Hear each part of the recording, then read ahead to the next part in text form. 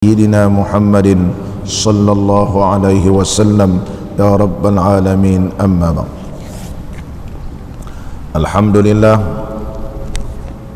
kehadirat Allah Subhanahu wa taala kita panjatkan kesyukuran di atas limpahan rahmat yang telah diberikan oleh Allah kepada kita dapat sama-sama pada pagi ini kita menunaikan sembahyang fardu subuh secara berjemaah, kemudian meneruskan pembacaan kitab Jam'ul Fawaid. Tajuk yang kita nak baca pada pagi ini iaitu kelebihan azan dan iqamah. Sabda Nabi sallallahu alaihi wasallam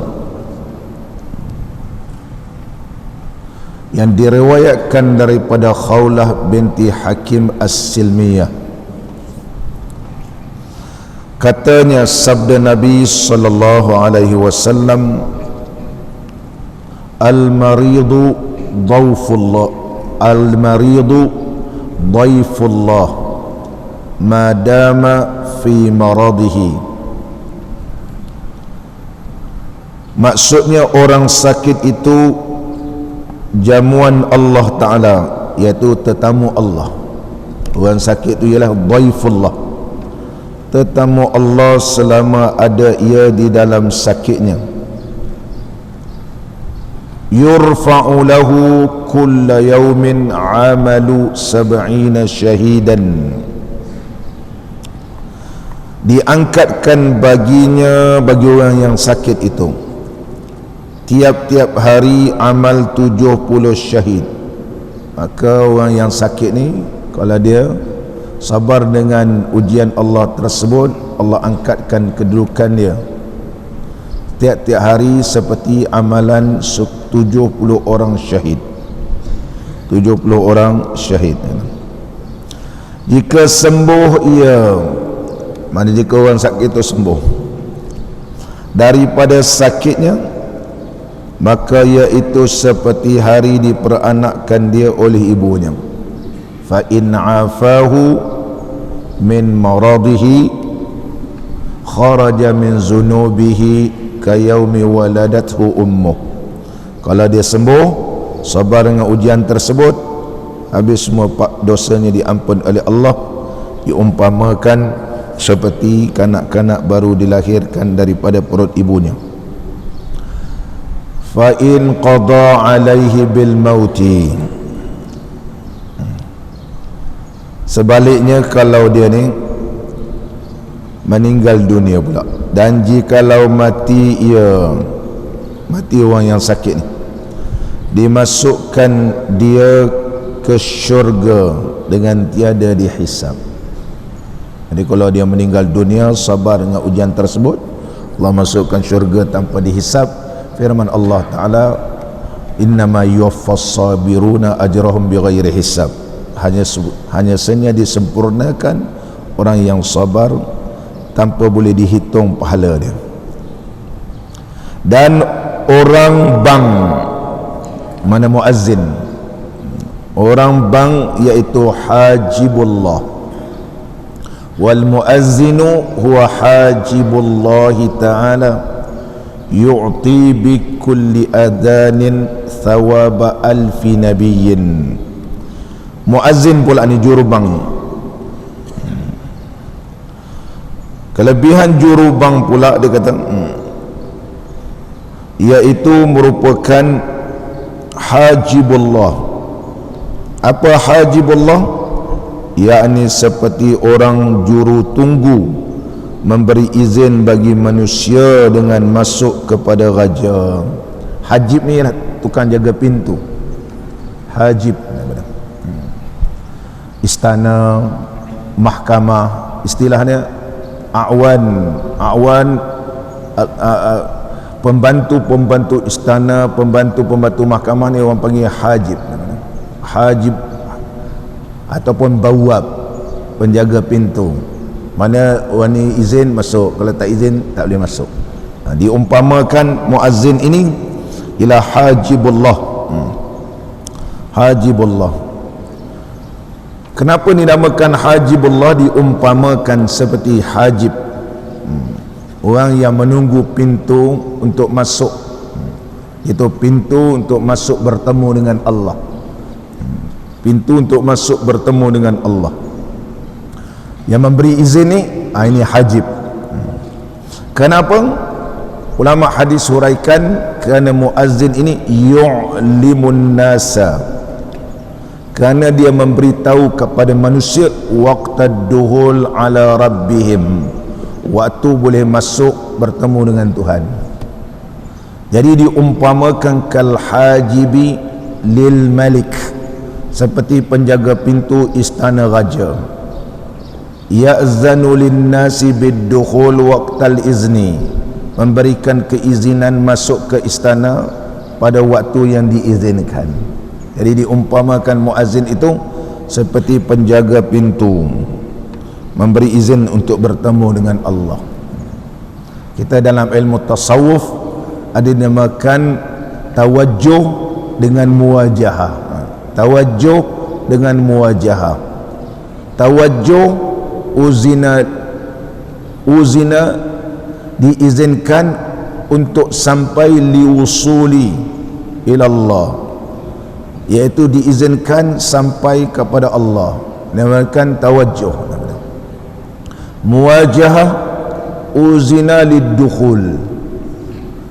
Adapun muwajahah iaitu diizinkan untuk masuk bertemu dengan Allah. Contohnya kita sekarang ni diizinkan oleh Allah untuk masuk bertemu dengan Allah. Allah izinkan kita semayang fardu subuh. Itu diizinkan namanya, diizinkan untuk masuk. Sebagaimana muazzin ni diizin sebagai petanda untuk memberitahu kepada kita, diizinkan kamu untuk masuk bertemu. Tapi belum tentu masuk istana ni dapat temu raja. Ada orang pergi masuk istana setakat melawat istana, tapi tidak dapat bertemu dengan raja. Begitu juga orang yang beribadat, apabila telah diizinkan maka hendaklah dia bersungguh-sungguh untuk mendapat sampainya kepada Allah. Untuk sampainya kepada Allah, maka untuk sampai kepada Allah iaitu dengan semayang. Azan itu diizinkan untuk masuk. Solat itu adalah diizinkan untuk sampai kepada Allah. Anwa iaitu dinamakan tawajjuh wal muwajahah. Dalam ilmu tasawuf istilahnya tawajjuh wal muwajahah. Sama balik kita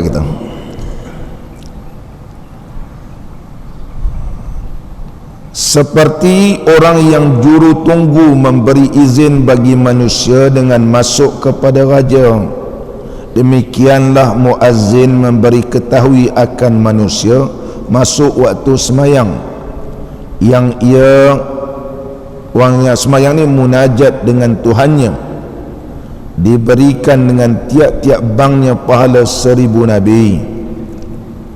Dan imam itu wazirullah. Kedudukan imam pula, wal imamu wazirullah yu'tihi bi kulli salatin thawaba alfi siddiqin. Imam itu ialah wazirullah, menteri. Imam itu seperti wazir pada tempat, mana seperti menteri. Wazir ialah menteri, muazzin seperti hajib, imam seperti wazir. Pada tempat mengikut segala manusia dengan dia pada semayang mereka itu.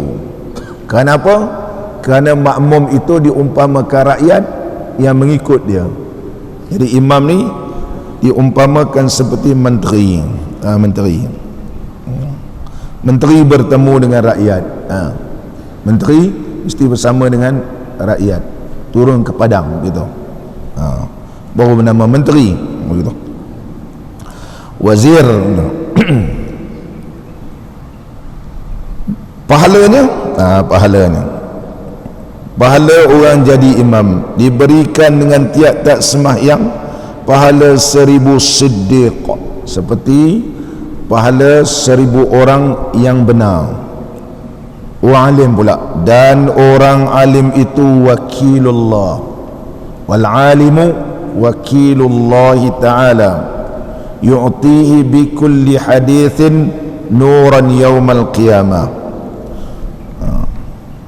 Orang alim iaitu seperti wakil Allah. Wakil ni mana Allah serah kat dia. Macam kita wakil, saya wakilkan kepada awak, saya serah kat dia, tak ada bicara dah, begitu. Macam kita wakilkan urusan kita dengan Allah. Ni'mal wakil. Siapa dia? Tawakkaltu, kita tawakal ala Allah, mana kita serah segala-gala pada Allah. Kita tak ada nak bicara apa dah. Bila kita dah serah ke Allah, pulang pada Allah. Kita yakin Allah yang mengetahui segala-galanya, dan Allah akan uruskan yang terbaik bagi kita. Maka orang yang menyerah tawakul, menyerah diri kepada Allah, sebab diserahkan kepada Allah sebagai wakilnya. Hasbi Allah wa ni'mal wakil. Cukuplah bagiku ialah Allah, dan sebaik-baik wakil Allah. Dia dah serah dah. Apa yang Allah lakukan kepada dia, itu yang sebab dia wakil. Allah Subhanahu wa ta'ala tahu segala-galanya, dan tahu yang baik bagi kita, yang tidak baik bagi kita. Ini kedudukan maqamut tafwid. Dalam mutasawuf disebutkan, iaitu maqamut tafwid, menyerah dirikan kepada Allah di atas keyakinan kita kepada Allah Subhanahu wa ta'ala. Tawakkaltu ala Allah. Bila kita tawakal pada Allah, kita yakin kepada Allah. Maka yang tak tawakal pada Allah, mereka yang tidak yakin tentang kebesaran, kehebatan Allah Ta'ala. Jadi imam orang alim itu diumpama wakil Allah. Allah serah kepada dia. Serah di sudut apa? Memberikan dengan tiap-tiap hadis. Maka orang alim ni mengajar, mengajarkan kitab Allah. Maka setiap ucapan yang keluar daripada orang alim yang mursyid ini, keluar daripada mulut yang hadis Nabi sallallahu alaihi wasallam, firman Allah Subhanahu wa ta'ala, cakap semua berlandaskan Quran dan hadis, ataupun kalam-kalam yang memberi manfaat, Allah berikan kelebihan. Apa kelebihannya? Memberikan dia dengan tiap-tiap hadis, tiap-tiap ucapan dia itu nur pada hari kiamat, pada hari kiamat. Hari. Sebab apa disebut hari? Yaumun. Orang yang mengaji bahasa Arab, yaumun ialah zaraf, sebagaimana yang telah saya uraikan pada pengajian yang lepas. Zaraf. Contohnya al-yaum, hari ini. Apa makna al-yaum, hari ini? Idza utliqat lafzul yaum lahu ahdas. Bila disebut hari ini, mana ada peristiwa. Ada peristiwa baik, ada peristiwa tak baik, ada yang menyenangkan, ada yang tak menyenangkan, ada yang menguntungkan, ada yang tak menguntungkan, ada yang merehatkan, ada yang tak merehatkan. Oh, hari ini sibuk saya, dia tak rehat. Apabila disebut yaumul qiyamah, Allah menggunakan kalimah yaum, iaitu zaraf. Dalam bahasa Arab disebut zaraf, memberi maksud banyak peristiwa. Ada peristiwa baik, ada peristiwa yang tak baik, ada orang yang beruntung, ada orang tak beruntung. Maka bila kita membaca yaumul qiyamah, mengingat kepada kita Allah guna kalimah yaum, iaitu zaraf. Kita kena pastikan, dan kita perlu berusaha, hari yang kita hadapi ini adakah hari yang kita bahagia ataupun tidak. Sebab disebutkan yaum. Besok bila hari kau dah besar, kau senang besok. Sebab apa? Sebab kita berusaha. Jadi disebut yaum ini mengingatkan kepada kita baca hadis Nabi sallallahu alaihi wasallam, pada hari kiamat keadaan hamba Allah ada yang begini, keadaan begini, keadaan begini, keadaan begini, keadaan begini. Memberikan peringatan dan memberikan semangat kepada orang yang beribadat ni, ibadahlah bersungguh-sungguh, kerana pada hari itu macam-macam keadaan. Kamu belajar beribadahlah bersungguh-sungguh, supaya keadaan kamu ketika itu digolongkan di kalangan orang yang suada, orang yang berjaya, orang yang bahagia, tidak digolongkan di kalangan orang yang ashqiya, iaitu orang yang celaka. Oleh sebab itu digunakan kalimah yaum. Yaumuddin, yaumul qiyamah, yaumun nusyur. Ini yaum. Itu disebut dalam kaedah bahasa Arab apabila disebut zaraf. Bahasa Arab sebut zaraf. Bila sebut zarf mesti ada ahdas. Amsi zarf, semalam ada berlaku, macam-macam berlaku semalam, dia zarf. Ghadan, besok, okey, ada macam-macam peristiwa akan berlaku besok. Ghadan ba'da ghadin, besok atau selepasnya mesti ada berlaku peristiwa ataupun perkara-perkara yang akan berlaku. Ini pembahasan dalam ilmu bahasa Arab yang dinamakan zarf. Ada zarful zaman, ada dinamakan zarful makan. Oleh sebab itu kalau orang mengerjakan haji atau umrah disebut miqat. Miqat ialah waktun adalah merupakan di antara zarf, mengingatkan keadaan miqat, iaitu kalau kita pergi miqat dia ada peristiwanya begini, kena pakai ihram. Kalau melangkaui kepada miqat hendaklah dikenakan dam. Miqat ini ada miqat masa, ada miqat makan, tempat. Maka mengingatkan di akhirat, keadaan di akhirat, miqat yang telah ditentukan oleh Allah. Ada miqat bila kita terlepas saja miqat dalam keadaan kita tidak bersedia. Apakah yang boleh mengkafarahkan kita, yang boleh menyelamatkan kita? Melainkan amal yang saleh. Itu uniknya dalam bahasa Arab ni. Bahasa Arab ni setiap kalimat ianya memberi maksud. Sambung balik kita yaumul qiyamah, dan disuratkan Allah Ta'ala baginya ibadat 1000 tahun. Dan orang yang belajar, ini kelebihan orang yang belajar pula, wal muta'allimuna minar rijali wan nisa'i hum khadamullah.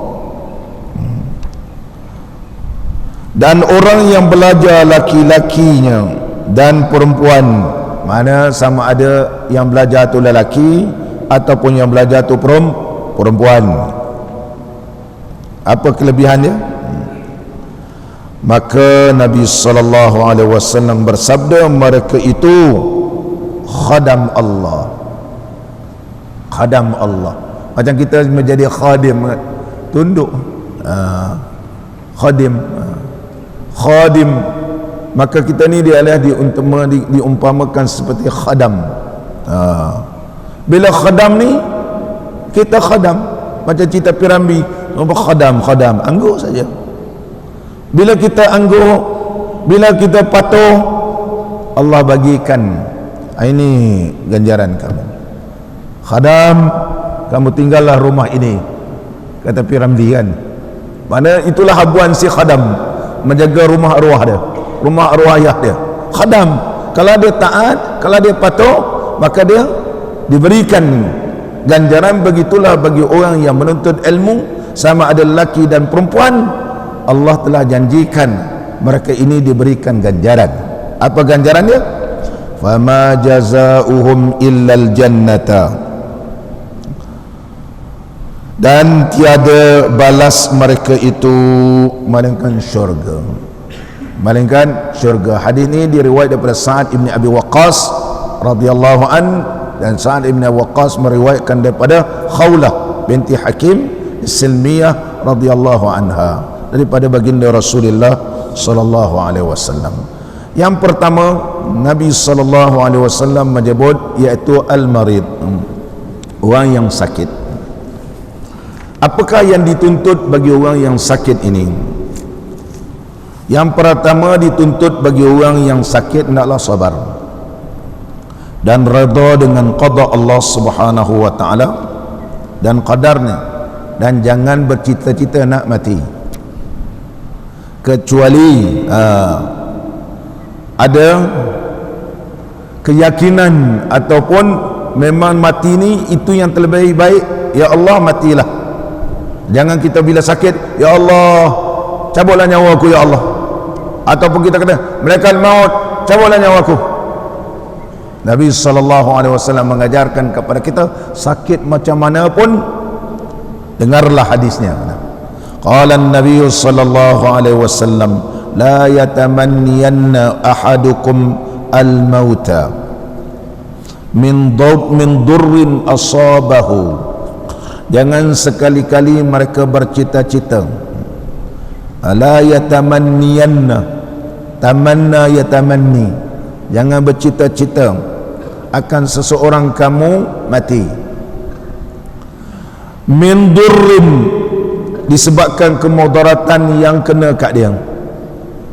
Fa in kana la budda fa'ilan, tapi kalaulah mesti maknanya memang sakit sangat ni, nak berdoa juga, macam mana doa dia? Doalah Allah mahyini makanatil hayatu khairan li. Ya Allah, ya Tuhanku, hiduplah aku sekiranya hidup itu baik bagiku. Doa begitu. Wa tawaffani idza kanatil wafatu khairan li. Matikanlah aku ya Allah kalau mati itu baik bagiku. Ini doa bagi orang yang sakit. Kalau itu hidup itu baik bagiku ya Allah, kau panjanglah umurku. Kalau mati itu terbaik bagiku ya Allah, kau matilah aku ya Allah. Ini doa yang diajar oleh Nabi SAW. Jangan kita minta mati, ditakuti.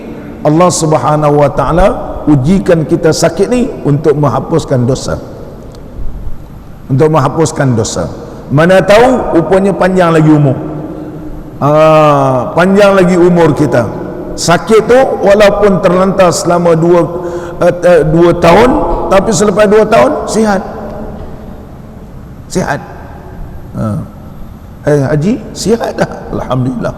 Makan ubat apa Ustaz? Haji tak ada ubat apa, 10 dinar je saya makan. Dia kata, dah kata, hai, sihat badannya. Jumpa makcik ni, sihat dah makcik, sihat dah. Apa ubat? Tak ada apa-apa ubat Ustaz. Ada orang tu bagi minyak kelapa dara, makcik minum macam tu yang sihat. Elok lutut makcik, dia kata. Allah izinkan, lama dia terlantar dengan izin Allah. Oleh sebab itu kita kena berdoa kalau mati itu baik, matikanlah. Kalau hidup itu terlebih baik, hidupkanlah ya Allah. Fayukrahu tamannil mauti, iaitu makruh bercita-cita mati dengan sebab kesakitan. Tetapi kalau dia bercita-cita mati ni, dia berdoa mati kerana takut agama dia ni jadi terjejas. Lama sakit-sakit ni takut terjejas. Tidak semua orang boleh sabar dengan ujian. Lama takut sampai satu hari dipersalahkan Tuhan pula, dia marah ke Allah. Oleh sebab itu Imam Nawawi menyebut, bacalah doa ini, ya Allah kalau mati itu baik bagiku, kau matikanlah. Kalau baik bagiku dengan menjagakan agama kau. Kalaulah hidup itu lebih baik dan aku boleh jaga agama, maka kau hiduplah aku ya Allah. Muslimin dan muslimat yang dirahmati oleh Allah, Imam Nawawi rahimahullah ta'ala berkata dalam kitab Al-Azkar, yustahabbu liman aisa min hayatih an yuksira min az-zikri wa qiraatil Quran. Disunatkan bagi orang yang putus asa, dia putus asa hidup ni, Allah gitu. Apa yang patut dilakukan? An yuksira min az-zikri, perbanyakkan zikir, wa qiraatil Quran, bacalah Quran. Apa yang surah kita hafal, bacalah. Hafal wadduha ke bawah, ya baca wadduha. Yang lain kita dah tak boleh, mata pun tak nampak. Jadi kita bacalah Quran supaya kita ini termasuk orang yang husnuzan. Orang yang husnuzan kepada Allah, sangka baik kepada Allah, iaitu sangka baik Allah rahmati dia, sangka baik Allah ampun dosa dia, dengan cara dia beramal dengan amal soleh itulah tanda dia sangka baik ke Allah. Sebab apa dia baca Quran? Dia sangka baik Allah akan berikan pahala pada dia. Sebab apa dia berzikir waktu dia sakit? Sebab dia sangka baik Allah akan rahmati dia. Sebab apa dia beristighfar? Sebab dia sangka baik Allah akan ampun dosa dia. Itu maksud husnuzan, sangka baik waktu nak mati. Hendaklah kamu bersangka baik waktu nak mati ni. Itulah maksudnya, sebagaimana yang disebut oleh Syekh Zakaria Ansari rahimahullah ta'ala dalam kitab beliau Fathul Wahhab fi syarhil manhajit tullab.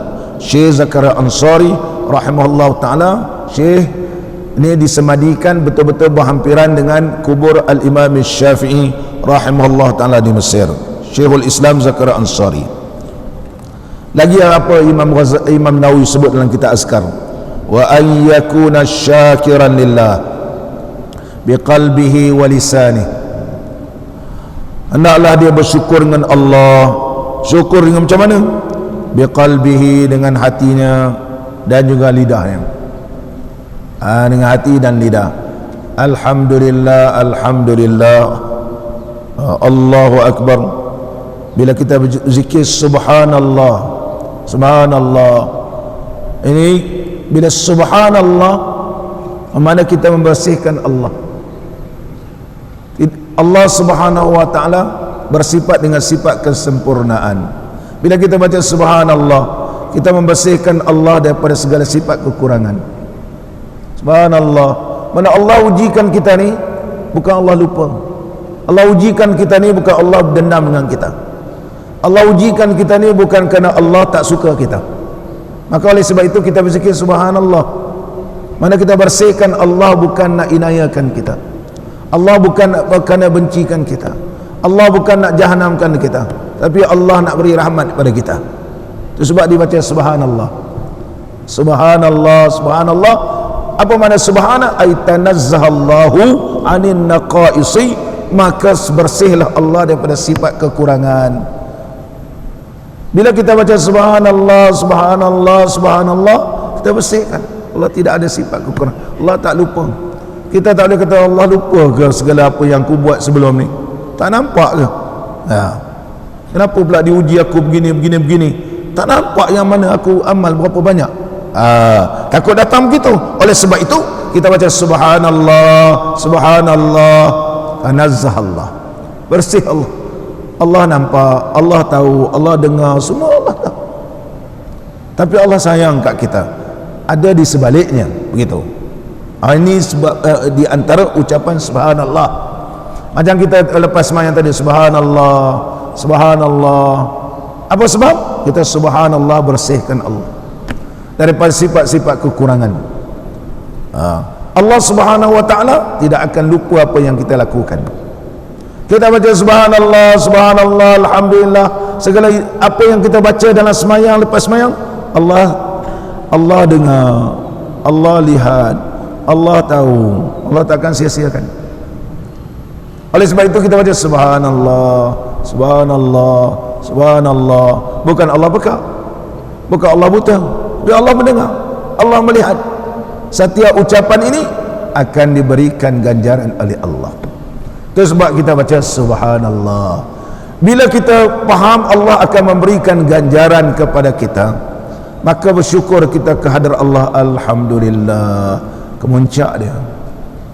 Alhamdulillah, alhamdulillah, Allah ampunkan. Merasakan ketenangan kita berzikir, alhamdulillah. Kemuncaknya kalimat dia Allahu Akbar. Ini kemuncak usul ilallah, sampai kepada Allah subhanahu wa ta'ala. Ini disebut oleh Al-Imam An-Nawawi rahimahullah ta'ala. Dan segeralah menunaikan hak-hak kepada ahlinya. Kemudian mana-mana amanah-amanah yang perlu dilaksanakan, ia laksanakan. Amanah perlu ditunaikan, ia ditunaikan. Dan seterusnya para alim ulama menyebut orang yang sakit ini ayyatazakkara anna man qala la ilaha illallah, dia hendaklah dia mengingatkan bahawa kelebihan orang yang mengucapkan kalimah la ilaha illallah mukhlisan min qalbihi, betul-betul ikhlas, betul-betul ikhlas. Ikhlas ni dia tidak terpandang kepada yang lain, hanya terpandang Allah. Mati dia ketika berzikir, famata alaiha, mati dalam keadaan mengucap kalimah la ilaha illallah, dakhalal jannata, masuk syurga. Dan digalakkan ketika nak hampir-hampir nak mati, bacalah doa Allahumma a'inni ala ghamaratil mauti was sakaratil mauti, Allahumma ighfirli warhamni wa alhiqni birrafiqil a'la. Ini doa yang diajar oleh Nabi sallallahu alaihi wasallam. Allahumma a'inni ala ghamaratil maut was sakaratil maut, ya Allah tolonglah aku menghadapi kemabukan kematian ini. Macam orang mabuk tak sedar apa, mabuk perjalanan, mabuk kita tak tahulah.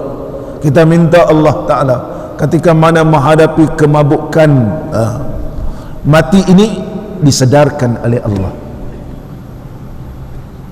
disedarkan, dipermudahkan menyebut kalimah la ilaha illallah. Oleh sebab itu bila kita sebut la ilaha illallah, la ilaha illallah, famata, mati dalam keadaan ikhlas walaupun ketika menghadapi sakaratul maut ini, maka Allah Subhanahu wa taala permudahkan menyebut la ilaha illallah sebab dia memang husnuzan. Allahumma ighfirli warhamni, ya Allah ampunilah diriku dan juga rahmatiku ya Allah, wa alhiqni birrafiqil a'la, dan gabunglah aku, pertemulah aku ya Allah di rafiqil a'la bersama dengan Nabi sallallahu alaihi wasallam. Sebab apa Nabi sallallahu alaihi wasallam menyebut ar-rafiqil a'la? Kerana kedudukan Nabi sallallahu alaihi wasallam ditinggikan oleh Allah disebabkan kesabaran menghadapi sakaratul maut. Jadi ada orang kata Rasulullah sallallahu alaihi wasallam juga sakit, sehingga Siti Aisyah menyebut, aku tidak cemburu bila ada orang kata dia mati senang, sedangkan aku melihat Nabi sallallahu alaihi wasallam mati dalam keadaan sakit juga menghadapi sakaratul maut. Sebab apa Nabi sallallahu alaihi wasallam menghadapi sakaratul maut? Dihuraikan oleh Syekh, ulama yang terkenal di kalangan mazhab kita Imam Syafi'i, Syekh Ibn Hajar Haytami, dalam kitab beliau yang terkenal Irsyadul Ibad, Irsyadul Ibad, karangan Syekh Ibn Hajar Haytami, berasal daripada Haytam Mesir. Syekh Ibn Hajar Haytami pengarang kitab Tuhfatul Muhtaj menyebut dalam kitab Irsyadul Ibad, sebab apa Nabi sallallahu alaihi wasallam menghadapi kesakitan waktu mati ini. Sebab bila Nabi sallallahu alaihi wasallam menghadapi kesakitan ini dan Nabi sallallahu alaihi wasallam sabar, doa ya Allah mahawin alayya, Allahumma a'inni ala ghamaratil maut, Allahumma a'inni ala sakaratil maut, sampai ambil air, celup tangannya dalam bekas air dan disapu ke muka. Rasulullah sallallahu alaihi wasallam sabar. Allahumma a'inni, ya Allah tolonglah aku di atas menghadapi kemabukan ini. Serah ke Allah. Bila Nabi sallallahu alaihi wasallam serah kepada Allah, mana tauhid hanya menyerah kepada Allah, tidak menyerahkan kepada yang lain, dan Nabi sallallahu alaihi wasallam begitu sabar. Bila sabar, wasta'inu bis sabri was salah, apabila minta pertolongan, mintalah tolong dengan sabar dan juga salat. Jadi Nabi sallallahu alaihi wasallam sabar dan minta kepada Allah, maka Allah memberikan pahala yang begitu banyak kepada Nabi sallallahu alaihi wasallam, sehingga dinaikkan kedudukan yang tertinggi dalam syurga ar-rafiqil a'la. Maka Nabi sallallahu alaihi wasallam ternampak syurga, iaitu kedudukan yang tertinggi. Sebab Nabi sallallahu alaihi wasallam menghadapi sakaratul maut. Sakaratul maut. Muslimin dan muslimat yang dirahmati oleh Allah Subhanahu wa taala. Dan seterusnya, kalau kita pergi ziarah orang yang sakit, Nabi sallallahu alaihi wasallam bersabda, idza hadartumul marida awil mayyita faqulu khairan.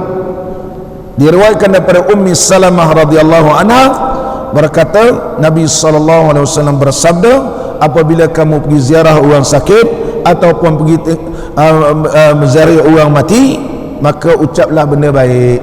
Faqulu khair fa innal malaikata yu'minuna ala ma taqulun. Bila kita doakan kebaikan pada sahabat kita ni yang sakit ataupun yang dah meninggal dunia ni, sesungguhnya para malaikat tolong aminkan. Kalau 20 orang datang, 20 orang doa, maka malaikat doakan juga, aminkan. Lagi ramai orang datang, maka malaikat aminkan. Malaikat aminkan dalam keadaan malaikat tidak ada melakukan dosa. Cepatnya mustajab gitu. Muslimin dan muslimat yang dirahmati oleh Allah. Kemudian kelebihan menjadi muazzin. Mereka yang nak menjadi muazzin hendaklah memenuhi ataupun ada syarat-syarat dia yang patut dipatuhi oleh muazzin. Imam Abu Lais As-Samarqandi menyebut yahtajul muazzinu ila 10 khisalin. Orang nak jadi tukang azan ni, maka 10 perkara ni perlu dijaga. Yang pertama an ya'rifa miqatas salah, hendaklah dia tahu waktu semayang dan dia kena jaga waktu semayang ni. Yang kedua, hendaklah dia menjagakan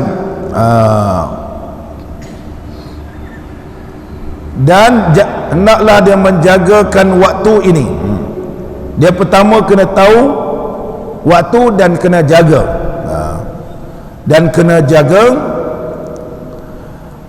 menjagakan waktu dan jangan ia mentakhirkan azan kerana makhluk.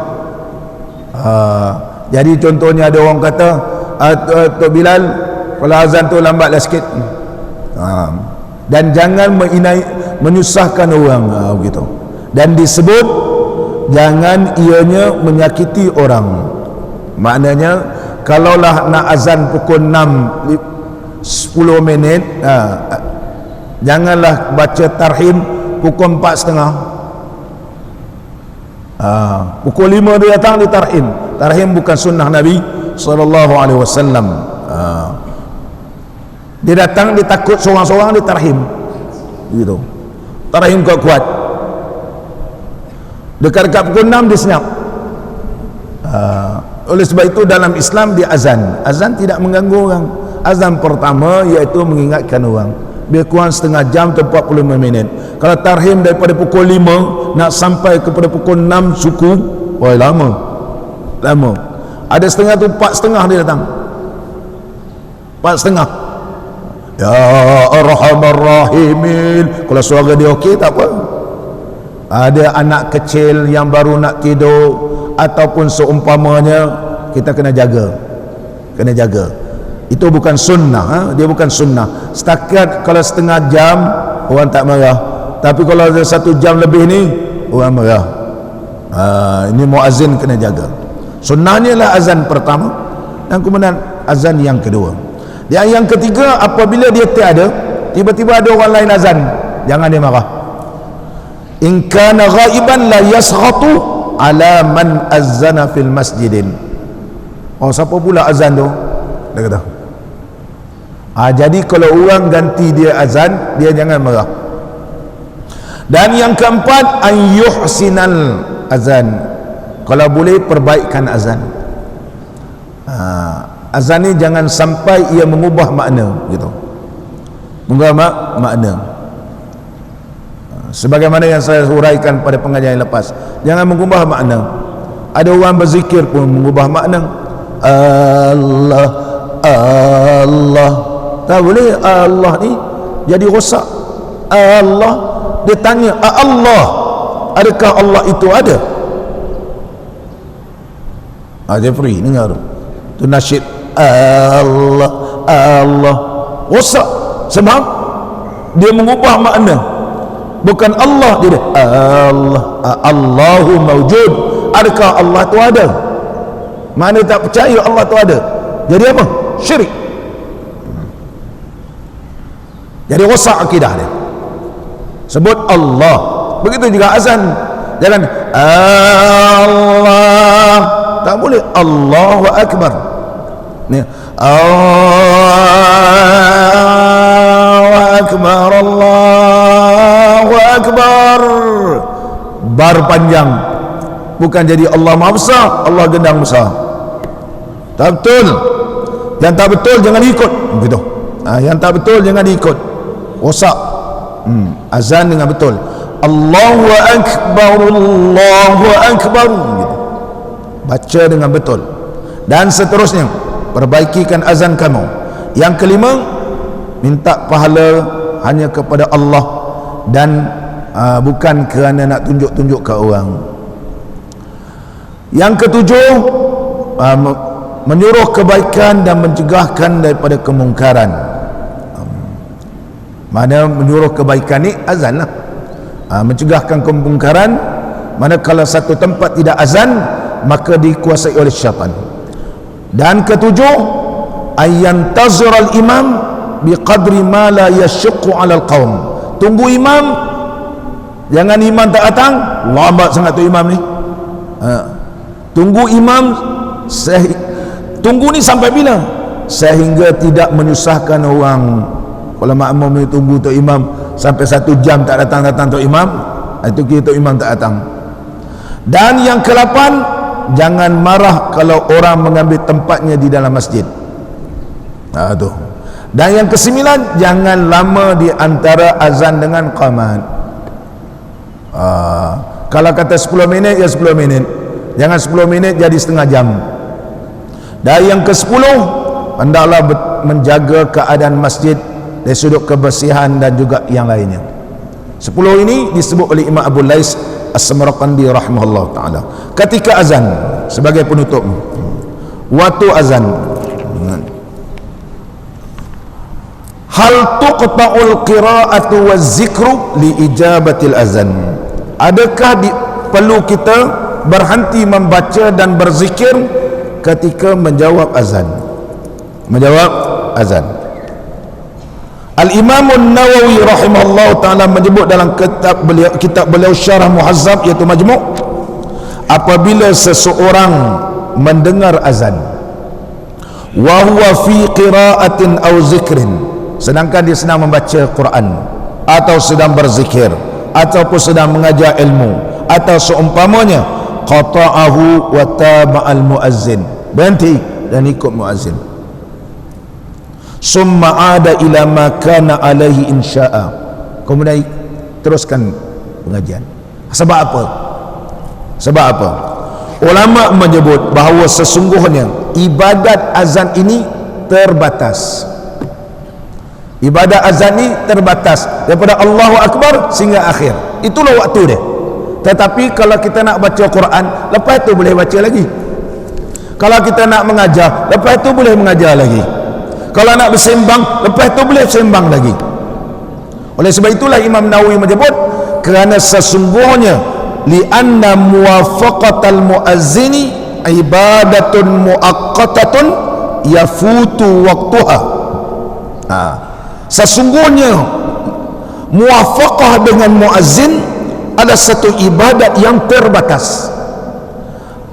Terluputnya ibadat tersebut dengan berakhirnya azan. Berbeza zikir, lepas itu boleh zikir lagi. Baca Quran, boleh baca Quran. Mengajar, boleh mengajar. Maknanya para Imam Nawawi berhenti. Ada orang kata bila azan boleh bersembang, nanti bila nak jawab, jawablah. Jawab macam mana waktu azan, situlah nak jawab, situ nak bersembang. Ini Imam Nawawi. Begitu juga pandangan Al-Imam Fakhruddin, seorang ulama yang terkenal dalam mazhab Maliki, dalam mazhab Hanafi, sebagaimana disebut oleh Al-Imam Al-Kasani dalam kitab Bada'i' Sana'i, wala yanbaghi an yatakallama as-sami'u fi khilalil adhan. Tidak sepatutnya, mana bila kata tidak sepatutnya dalam mazhab, dalam pandangan ulama fiqh, maknanya haram. Berkata-kata orang yang mendengar di sepanjang azan wal iqamah, dan jangan menyebutkan baca Quran dengan sesuatu lain daripada amalan ini, siwal ijabati, melainkan kerana nak jawab azan. Sekiranya bacaan itu walau kana fil qira'ah yanbaghi an yaqta wa yashtaghi bis-sima' wal ijabah, maka kita potongkan, berhenti baca. Kalau baca Quran, kalau kita boleh berhenti tang wakaf yang baik, kita berhenti wakaf. Kalau berhenti ni wakaf qabih, bukan wakaf qabih ni, wakaf qabih tak berhenti, bila berhenti ni bila tutup terus. Lepas tu kerana nak jawab azan, lepas tu kita sambung balik, tidak menjadi masalah. Lain berhenti wakaf qabih, kita tutup Quran terus, itu ya. Ini pandangan mazhab Hanafi. Manakala Syekh Ibn Taymiyah, seorang ulama di kalangan mazhab Ahmad Ibn Hanbal, amma idza kana kharij as-salah fi qira'atin aw zikrin aw du'ain fa innahu yaqta'u zalika. Kalau dia di luar semayang, sedang baca Quran, sedang berzikir, sedang berdoa, berhenti. Kerana sesungguhnya ibadat ini adalah ibadat yang terbatas. Ibadat yang terbatas. Habis. Tak dapat nak mendapatkan semula. Inilah pandangan ulama. Oleh sebab itu kita kena jaga waktu azan ni, jangan sampai kita bersembang-sembang. Kerana disebut oleh Al-Imam As-Sayuti, barang siapa berkata-kata ketika azan dilaungkan, ditakuti mati su'ul khatimah. Su'ul khatimah. Al-Imam As-Sayuti rahimahullah ta'ala berkata senyaka rupa. Mudah-mudahan pertemuan kita diberkati dan diradai oleh Allah Subhanahu wa ta'ala. Bismillahirrahmanirrahim. Alhamdulillahi rabbil alamin, wassalatu wassalamu ala sayyidina wa nabiyyina wa habibina Muhammadin wa ala alihi wa sahbihi ajma'in. Allahumma ij'al ijtima'ana birrahmah wa iftiraqana bil maghfirah wa khatimatana bis sa'adah wa alhimna ar-rushda wal hikmah. Allahumma habbibna fi salatil jama'ah wa dhakkirna bil mauti kulla sa'ah wa ahsyurna ma'an nabiyyil mustafa sahibish syafa'ah. Rabbana atina fid dunya hasanah wa fil akhirati hasanah wa qina adzaban nar. Wa sallallahu ala sayyidina Muhammad wa ala alihi wa sahbihi wa baraka wa sallam. Walhamdulillahi rabbil alamin. InsyaAllah malam ni di Surau Duyung.